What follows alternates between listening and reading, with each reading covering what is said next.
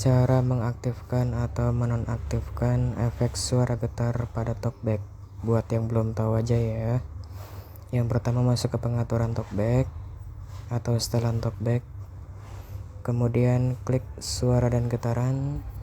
Suara dan getaran. Kemudian kita aktifkan atau kita centang atau kita uncheck pada suara getar yang ini nih. Suara dan getaran.